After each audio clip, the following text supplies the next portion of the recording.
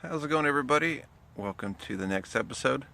What we're going to be doing here today is we're going to be adding fluid to this Volvo Penta SX. So this thing is completely dry. I took all the fluid out early on in this rebuild project. So knowing that it's empty, I'll tell you what you need to do to empty it if yours is not empty. And then I'll show you how to fill it up. Pretty easy process, nothing too crazy. Alright, so on top here, you've got two of these 3/8 bolts, and then you got one down here. So go ahead and remove these bolts because you're going to need to gain access to it. This is specific to the cone clutch. Yeah, but the cone clutch is a little bit different, and the easiest way to tell if you have a cone clutch is you've got this little bulge on top, and then on the dog clutch style, it's just flat. So if you got a cone clutch like this style is, where it's got this little piece on the top, then this is the right video for you. But otherwise, it's a little bit different because the fill hole is actually behind this cover on this model. I'll do a video on the other style here pretty soon, but I just want to show you all this style here. Alright, and then where you're going to look for your drain, it's not really a drain, it's the fill hole. It's this guy right here. So go ahead, once you've got your bolts and everything, you'll want to go and remove this. Alright, there we go. And there's a little seal around it. You can see that or not, as well as a magnet. Take a look. So inspect the seal, make sure the seal is in good shape, and then if you have any debris around this magnet here, hopefully it's not a lot. You can see in this one there is, it looks like just about nothing, which is good. That's what we like to see. It means there's no abnormal wear. If you got a lot of metal on this, you may want to consider, well, you may be having some major issues inside your upper unit. Okay, let's talk about some of the supplies you're going to need.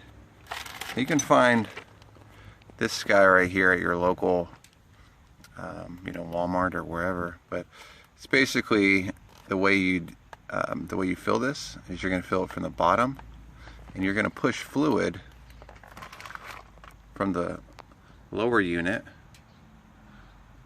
up until this is where the logic comes from, by the way, until it starts coming out of that hole. Once it starts coming out of this little hole here, that means obviously you pushed all the air that could have been trapped underneath, and you're pushing it all up. That's why you don't just simply pour fluid down, because yeah, sure, it'll make its way down into the lower unit, but then you're also going to run into a situation where air gets trapped in there. So this is typically seen as the best way to get fluid from the bottom and then work its way up. Alright, so we're going to keep adding fluid, and this is what I'm going to use today. I've used a variety of different types of gear oil. This one is obviously advertised by Lucas to be marine gear oil, pure synthetic. So pretty excited about this. You can see it does meet the standards. I believe this one is the GL4 standard, and as long as it says it on it, I'm good with that. And obviously it looks like they use this in race boat applications, so I'm all about that. So anyway, okay, so obviously I put the oil pan in place. Now I also backed it up too with a little piece of marine grade plywood, so it had something to sit on.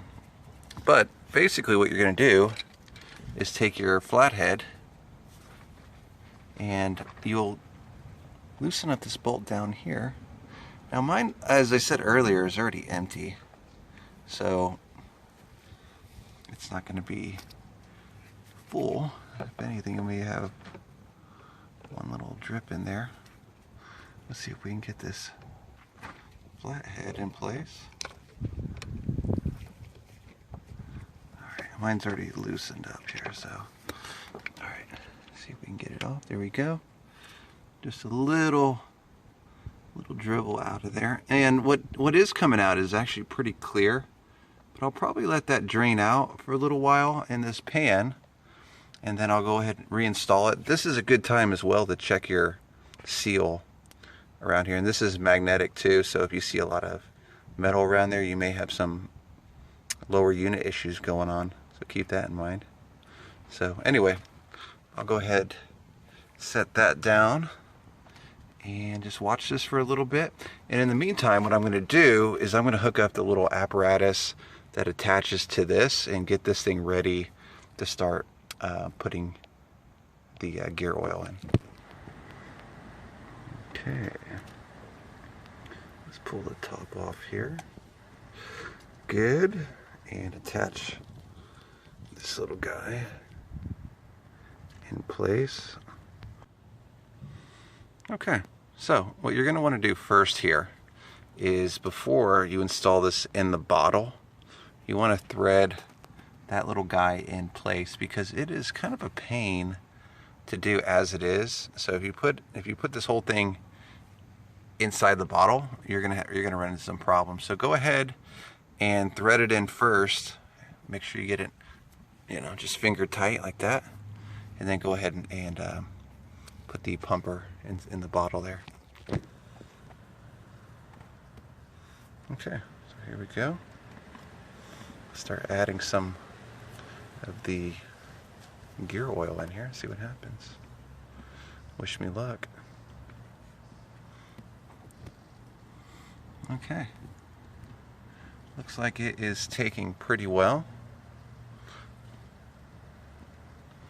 I'll just keep an eye out. Obviously it's not going to make it to the very top with one bottle, but maybe once we get to the second, we'll have to see.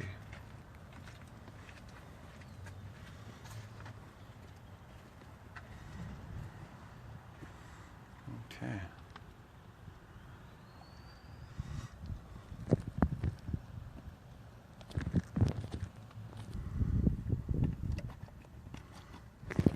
Okay. Looks like that is going to be the first full bottle. Take a look. No signs. All right. So let's go ahead.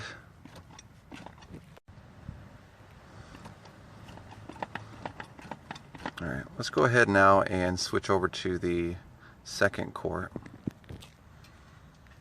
Okay, so we got our second bottle installed.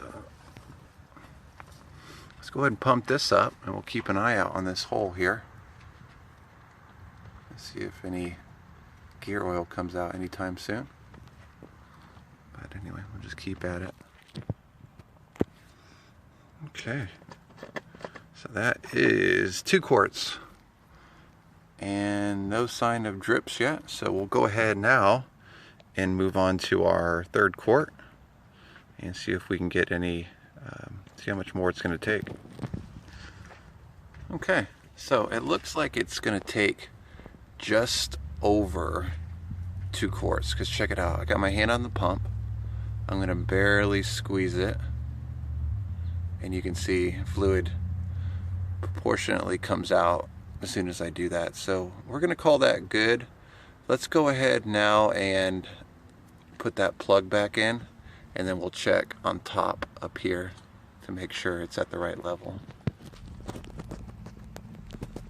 Okay, so you can see here we got the plug installed. Now this is what keeps the fluid from coming out as soon as you disconnect this, because it's just some fancy physics tricks, I guess, is when you remove this, the oil may trickle out, but nowhere near what it would be like if you didn't have that in there. So just keep that in mind.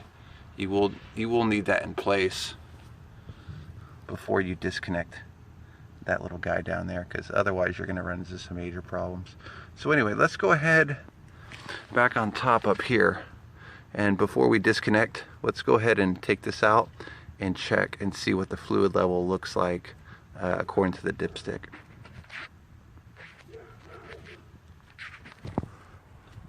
Alright, so we assume that everything's at the right level, but let's go ahead and loosen up the dipstick. Now keep in mind, if your dipstick will not come off because it's, I don't know, frozen, you'll have to remove these bolts. You'll need a I believe it's like a T30 to get these off if you're not able to get a flathead. Sorry, if you're not able to get a flathead on this and this is froze, you'll have to get your T30 to remove these 4 bolts, pull this whole housing off, and then loosen it. So anyways, take a look. And yeah, we've got fluid just about up to the top there. So we'll go ahead and tighten this back down. No need to make it super tight, but we want to make it where there's a good seal. Alright, let's go ahead and grab the drain plug, which is down here, and we'll go ahead and quickly remove this and then put the plug back in place. Okay, so as you can imagine, I still lost a little bit when I pulled that little plug out here. So what I'm going to do is I'm going to go ahead and pull the dipstick out on the top, and again double check and make sure that it's at the right height, and if needed I'll just go ahead and put some more on the top. So easy enough, right?